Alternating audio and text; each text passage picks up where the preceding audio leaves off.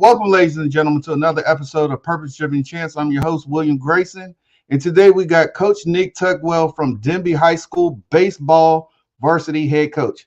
Coach Nick, tell them about yourself.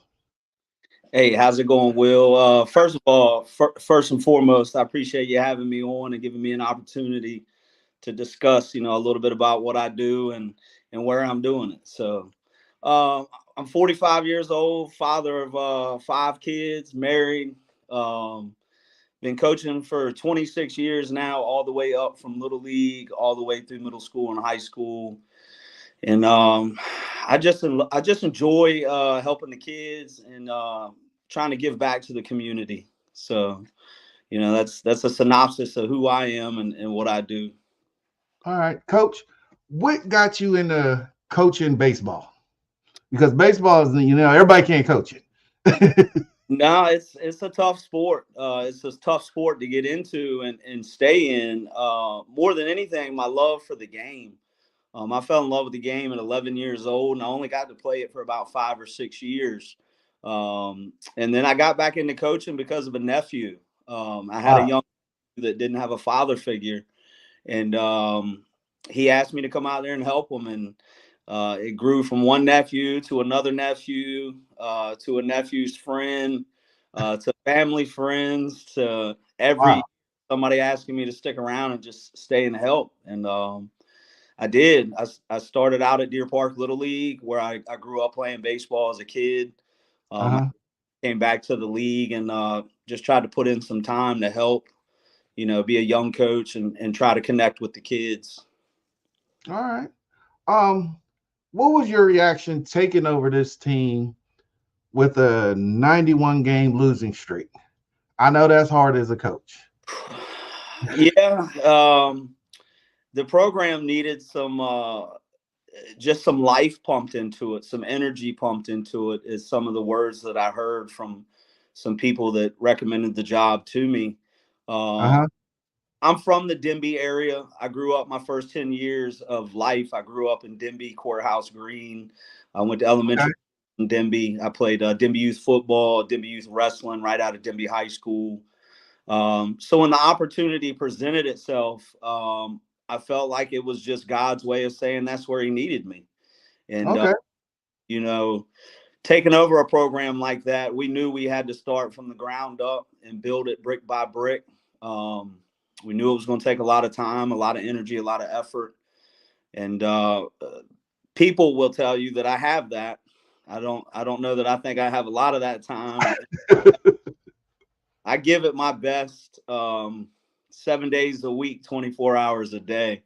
Uh, Yeah. you gotta put that time in. And I just wanted to be a part of something that needed new life. And I felt like they really made me feel comfortable in some of the Yeah. interviews and meeting the faculty and the staff and administration. And it just felt like home to me.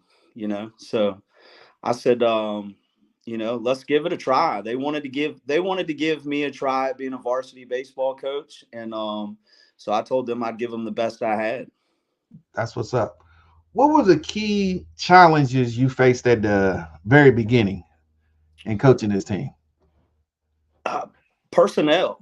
Denby does not have a strong baseball community anymore. Okay. Um, the baseball program's short personnel. We only had 13 kids come out for both varsity and JV. Um, Wow. we ended the season with 9 players, um, Dang. and no JV team. There was no interest in a JV team. So I did made a lot of phone calls, talked to a lot of people, and just tried to put the word out that we're trying to make a change. And um, not having enough kids to fill a team almost was not a good start for the first season. No. We were able to get some kids to come in. We had a good group of 3 or 4 kids already with baseball experience on the team, eager for a new coach, new program. Yeah. So we just not having enough kids was the biggest challenge year one. You've got to have players and personnel, and we just didn't have it. But we do this year. Oh, I can see. What change did you implement in the team when you took it over? Just small, consistent discipline steps, the things we did, how we did it.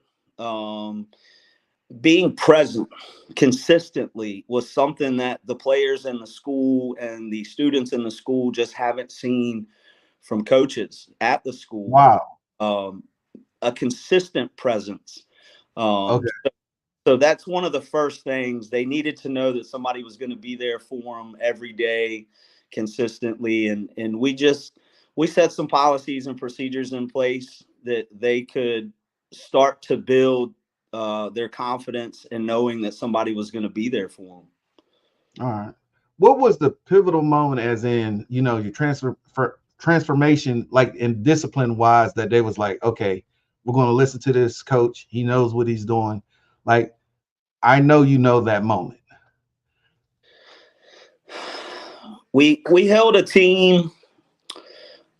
We held a team last year while we only had nine or 10 players on the roster. We held a team scoreless for 3 or 4 innings, and Wow.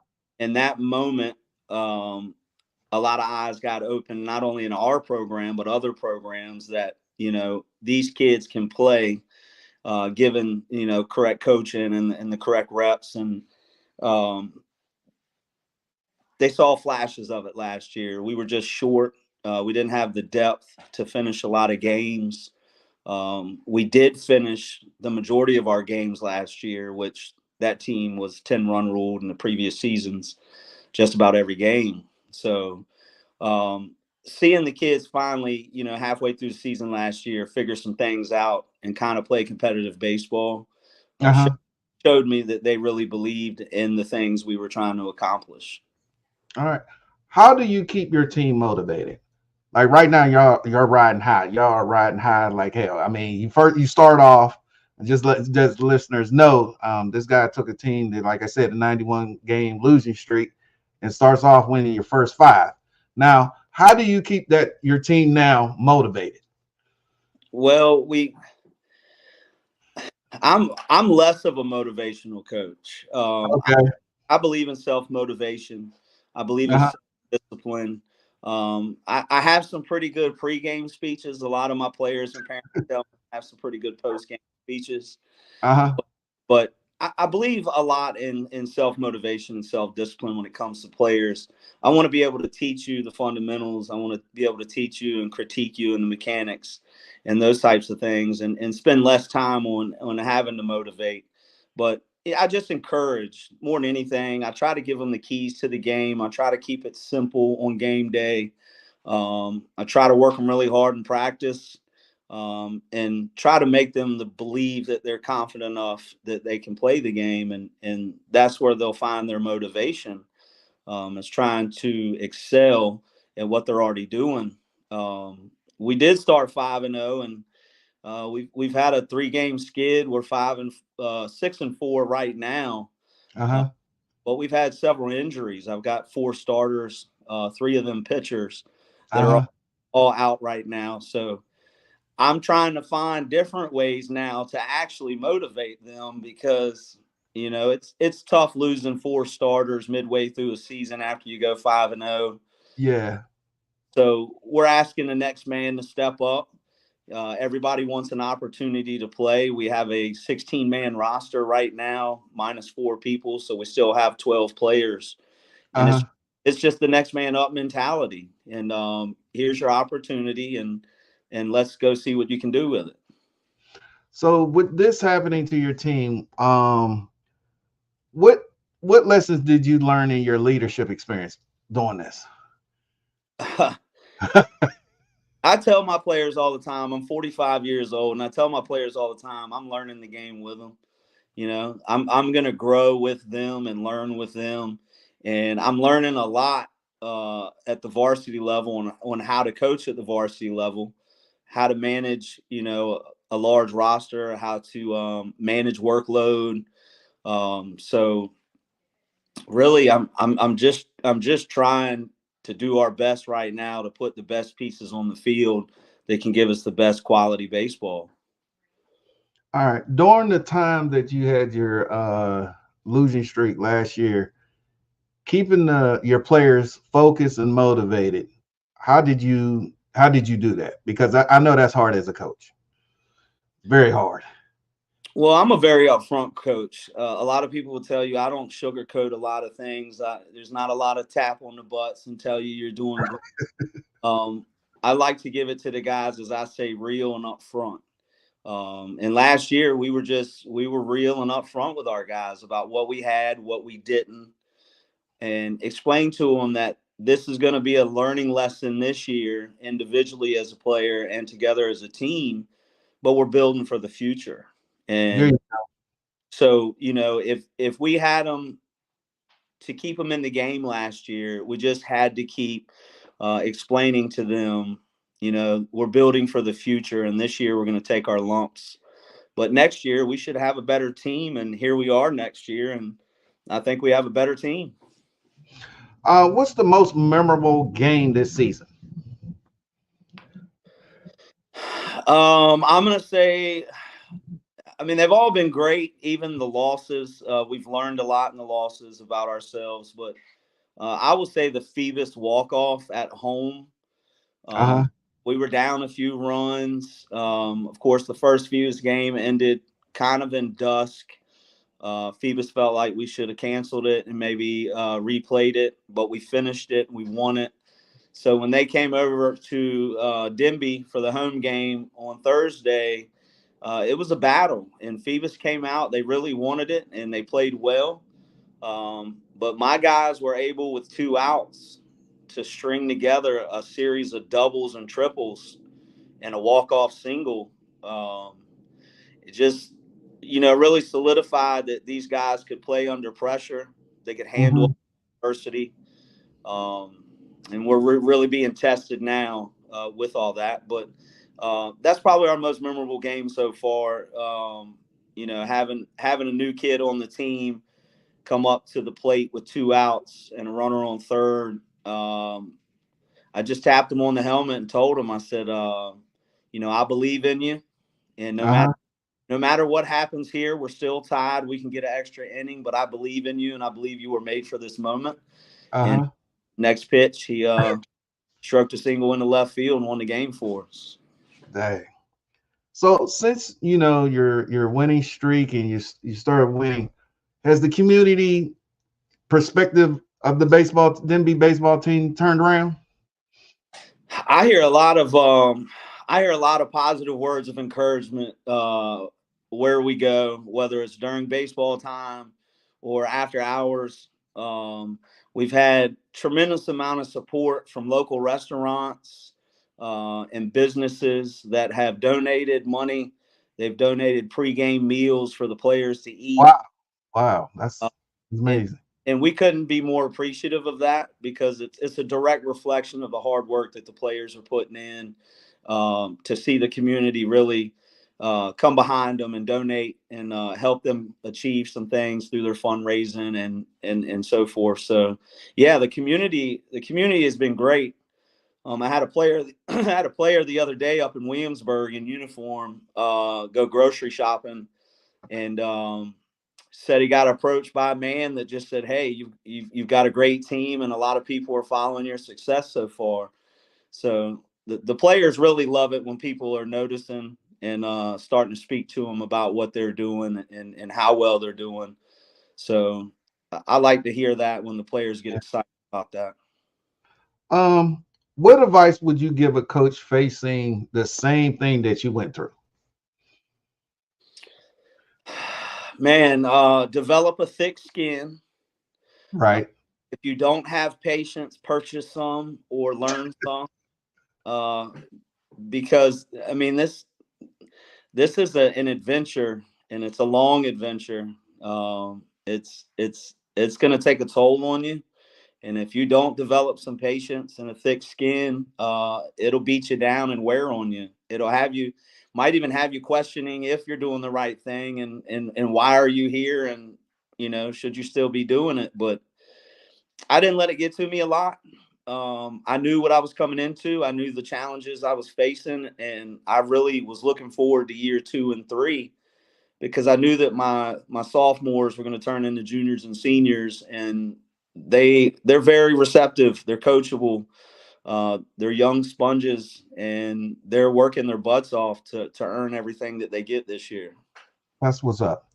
What's the most important lesson you hope your players take away from their time with you? Um, Fighting through adversity. Um, I have a minority-based baseball team. We're a mixed group of all different nationalities, Yep, uh, and there's going to be adversity in the world, and how you respond to adversity is going to determine your true character. Everybody's going to celebrate you when you win.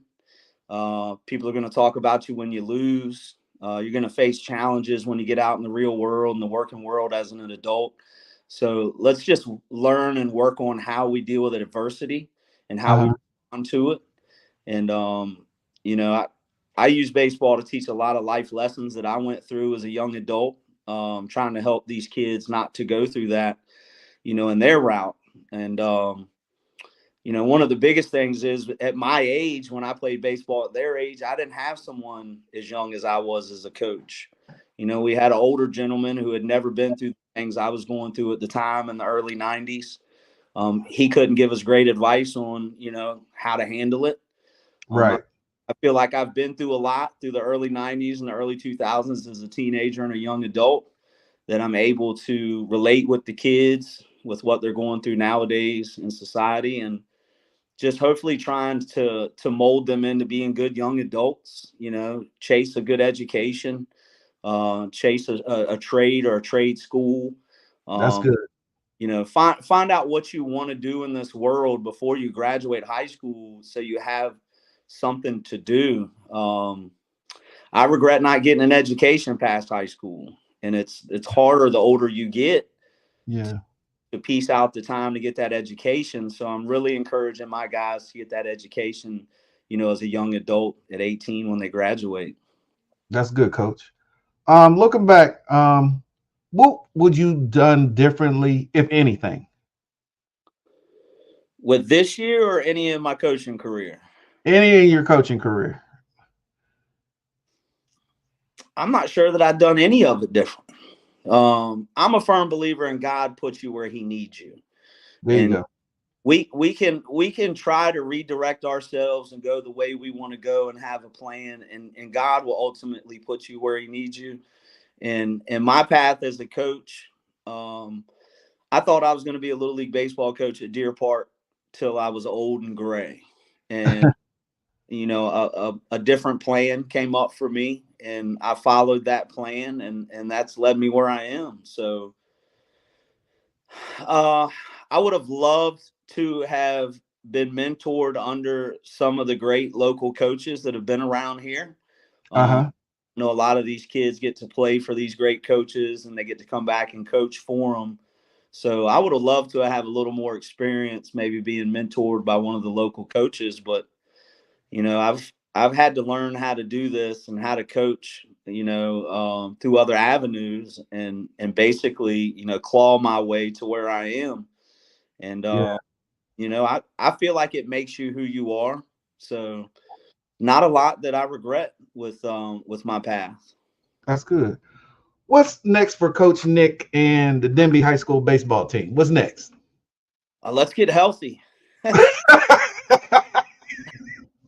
I can't say that enough. Had a lot of people ask me that today up at the York softball game, watching my daughter. Um, Uh-huh. let's get healthy.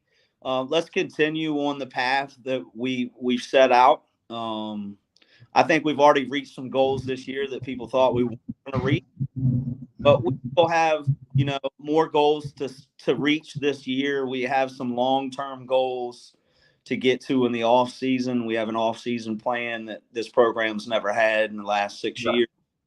So just keep working, keep doing what we're doing, and implementing some new things to try to help the players, physically and mentally, prepare for high level baseball. We want to try to make a playoff run this year, and That's what's up. so.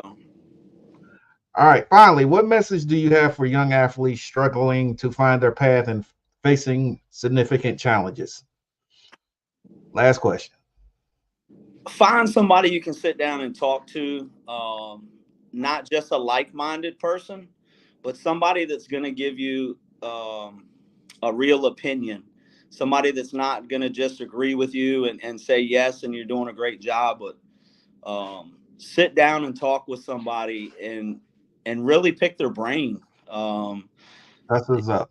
These young kids today don't realize the older folks have some experiences and life lessons that they can share with them to help them, in life. And I would tell the kids today that, talk to some of the older folks, talk to the to other coaches on other teams, and really just try to learn the most you can out of what they have to offer you. All right, Coach Nick. Where can everybody find you at on Facebook and on Instagram? What's your handle so they look you up? We're on Instagram under DHS Patriots Baseball on Instagram. You can find me personally on Instagram at Coach Tugwell, and then also Nick Tugwell on Facebook. So I try to just stick to Instagram and Facebook. I don't do Snapchat. I don't do any of the other social medias. Yeah. We're trying to, keep our social media to a minimum. One thing I'm finding out is, having a baseball Facebook, a personal Facebook, a travel ball organization Facebook, and 3 Instagram. It's a lot of social media to keep up with. Yeah, it is. Well, that wraps up another episode of Purpose Driven Chance with our guest today, Coach Nick Tugwell from Denbigh High School Varsity Baseball. Good day and good night. Hey, thank you, Will. I appreciate you. No problem, man. Thank you, everybody, for listening.